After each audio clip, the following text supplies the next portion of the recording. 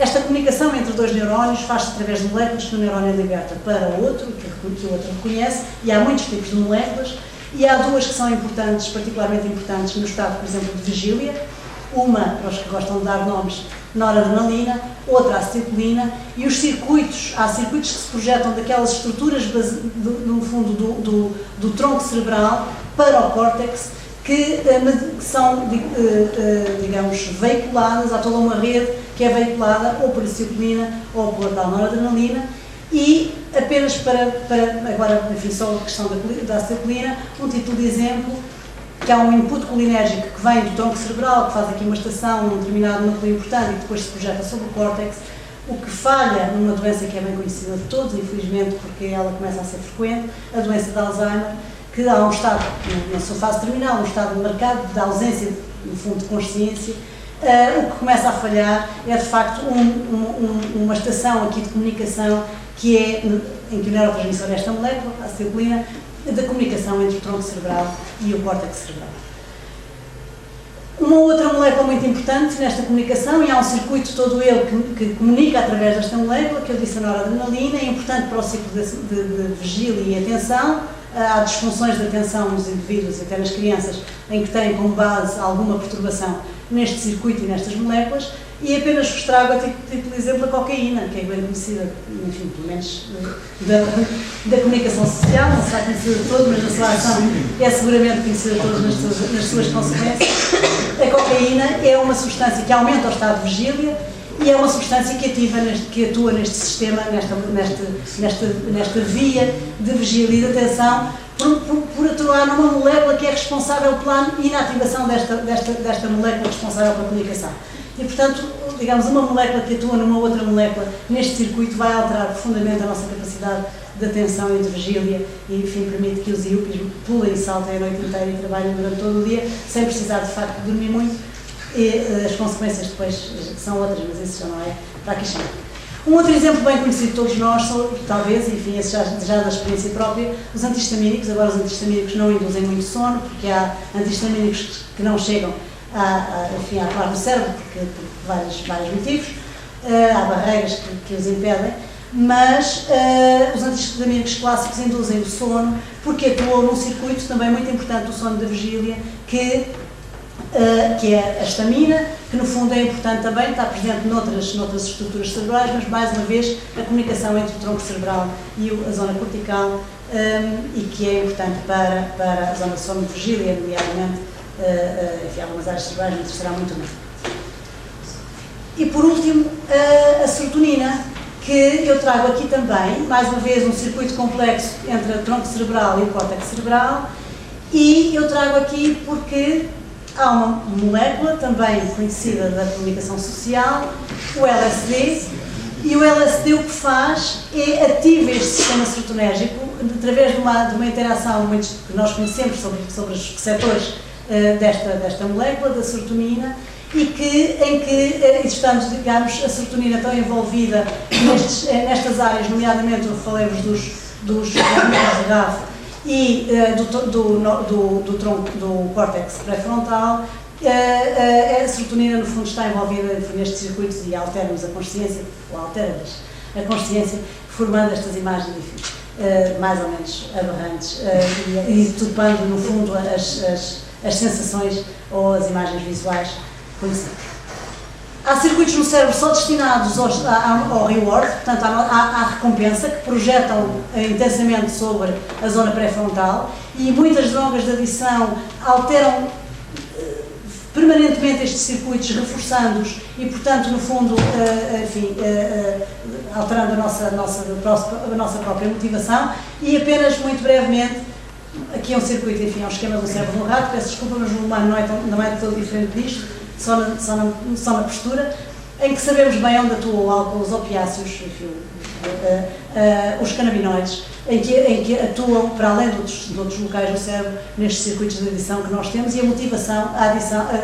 digamos, o reward está intimamente relacionado com a nossa motivação para determinados processos, e estes fármacos muitas vezes retiram-nos a motivação para coisas mais importantes, porque eles próprios, intrinsecamente, são agentes de motivação. Termino só para dizer que o cérebro, no fundo o córtex, que nós achamos que é uma área tão nobre e de facto nos distingue dos primatas não humanos, que é bastante diferente mesmo dos próprios primatas não humanos, é só o topo do iceberg. Ele tem as áreas de informação, de recepção de informação sensorial, de associação, que depois, no fundo, em última análise, nos permitem também a consciência, mas isso acontece porque estão em íntima relação com áreas cerebrais mais profundas e, obviamente, também não nos esquecemos que no caso do humano, isso é um aspecto que acho que é muito relevante para a psicologia, que tem essa noção bem presente, e a filosofia penso que também, é que no fundo nós temos que reportar a consciência através de zonas de output, e nós humanos fazemos principalmente através da nossa consciência visual ou, digamos, da nossa capacidade de expressar palavras, e a psicologia tem muitas maneiras de tentar distinguir entre o que é o output do processo intrínseco da consciência, mas de facto nós humanos só podemos reportar que estamos conscientes se pudermos ter meios de comunicação com o exterior para expressar os nossos sentimentos. A última mensagem, de facto, é que o sistema nervoso não é só cérebro. Esta é uma mensagem que alguns que estão presentes já foram meus alunos, é quase sempre com o que eu termino, é que o cérebro comunica com todos os órgãos do organismo e, portanto, todos os órgãos do organismo, através dos inputs que enviam ao cérebro, afetam a nossa noção de consciência, não é só através da dor, mas, enfim, de muitos outros. Eu falei há pouco da cocaína, os indivíduos com overdose de cocaína morrem, não é por causa da sua ação no cérebro, morrem porque exatamente o mesmo mediador é importante para o controle cardíaco, e o controle cardíaco e a atividade cardíaca, quando fica desregulada, pode induzir morte. A heroína, a mesma coisa, os indivíduos que morrem por heroína não é por causa das suas ações sobre as áreas de reforço e consciência, é porque receptores para a heroína estão no nosso automatismo de respiração e o indivíduo, por isso, simplesmente switch off, não fica consciente que não está a respirar e deixa de respirar e morre. E, portanto, digamos, muito mais do que os processos conscientes, para o nosso organismo viver e sobreviver, precisamos da comunicação entre o cérebro e todos os órgãos, e todos estão numa íntima relação importante para a sobrevivência do indivíduo.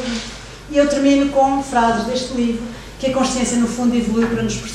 permitir perceber, colocando-nos numa posição adaptativa mais favorável, que a consciência, em última análise, é o nosso atributo mais saliente, a nossa ferramenta mais poderosa na procura da nossa felicidade, saúde e de uma vida criativa responsável. E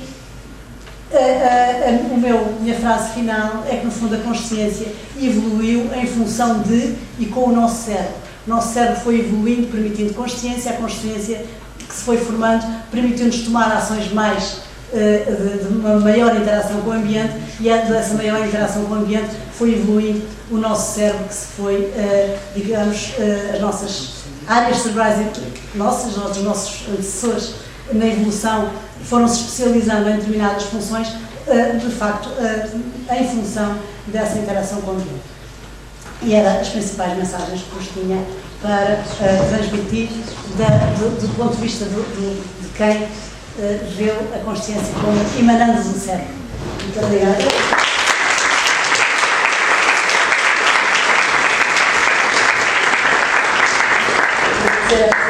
Especial, esta comunicação tão interessante e muito esclarecedora, obviamente. Temos espaço para perguntas, uma ou duas perguntas muito breves, porque já temos algum atraso no programa do colóquio. Não sei se alguém quer colocar uma pergunta. Sim, faz favor. Sim, se falar, não sei se prefere falar algo, mas conseguimos ouvir isso. Nós estamos falando um bocadinho dos trabalhos de neuroimagem, neurofisiológicos, e um bocadinho também sobre o marcador que nós precisamos ter do lado consciente, do sistema enérgico, do sistema enérgico, do sistema enérgico. E a minha pergunta era se é possível, e a professora de certeza que já estudou também nos animais, nós avançarmos um bocadinho para biomarcadores com peso molecular mais baixo que nós possamos encontrar em estudos de proteómica, metabómica, com respeito à medida de massa, relacionados já com a neuroplasticidade, com a neuromodulação. Quer dizer, nós identificamos as moléculas cuja estrutura pode ficar alterada, ou densidade, ou número de moléculas, etc., conseguimos identificar. O ponto é, e isso não tem problema nenhum, o ponto é que, de facto, os nossos atos mentais, e a consciência sendo o ato mental mais, enfim, a nossa característica mais saliente na evolução, até primatas humanos, é um processo dinâmico e, portanto, resulta da comunicação. Para termos comunicação, precisamos de ter moléculas que estão a comunicar, mas é o dinamismo dessa comunicação e, portanto, se nós pararmos um filme sobre uma festa, a festa acabou, não vemos a festa. Podemos ter, digamos, snapshots do que estava a passar e inferir através de... Mas de facto, em cada momento, temos um momento estático. E é daí a grande dificuldade da maior parte das funções mentais quando são estudadas do ponto de vista biológico. Isso não quer dizer que não esteja uma biologia subjacente, mas temos que ter sempre presente de que o processo é dinâmico e quando o paramos para o quantificar, paramos. Okay. Eu agradecia então mais uma vez a comunicação, foi um gosto.